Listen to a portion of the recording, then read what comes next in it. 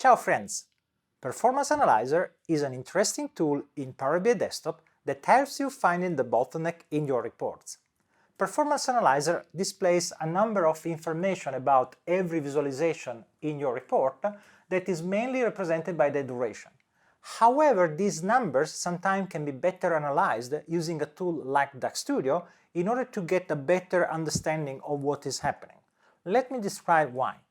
As you see, every visualization here has a number, which is the total execution time, which is the duration required to complete the preparation and the visualization of the report. But if you think for a moment, every visualization has to perform a couple of operations. First, every visualization has to execute a query over data retrieving the numbers that have to be displayed. Second, these numbers have to be correctly displayed in the visualization through a map, a chart, or a table. Now, in reality, a report can have many of these visualizations, and of course, it is impossible to execute all these operations at once. There is one operation, then another, so you can imagine that there is a waiting time required to complete one operation after the other. Now, this time is what is included in this other row. So other, the presence of other, is just the number that says, okay, in order to complete the entire visualization of this visual, we spent also 115 milliseconds, but this number is just the difference between the total execution time and the actual time spent to complete the reporting. And the thing is that we don't have any leverage, any way to control this other.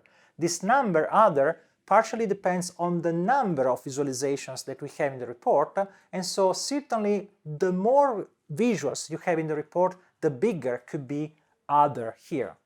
So when we want to understand what is impacting our report overall, it could be a good idea to try to understand the execution time of all the visuals ignoring the other, because other is not something you can actually leverage. So Performance Analyzer has an interesting tool, export, that creates a file with all the information that have been gathered in a session of a Performance Analyzer. So let me do this. So if I click export and I save this information into a file, what I get is the ability to open this information with another tool.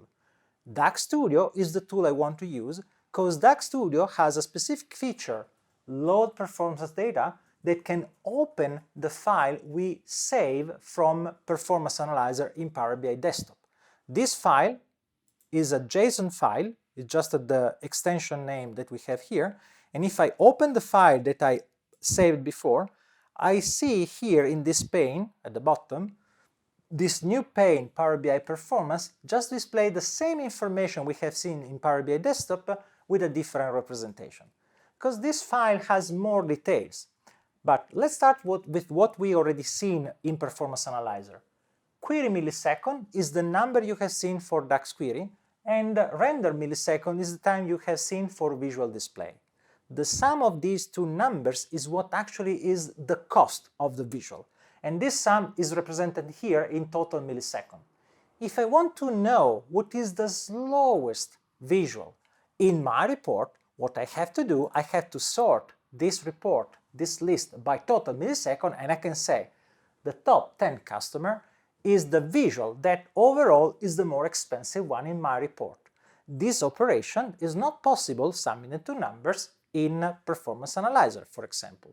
The second information we have here is the number of rows returned by the query. The query requested 11 rows to the database, and these 11 rows have been displayed in the table.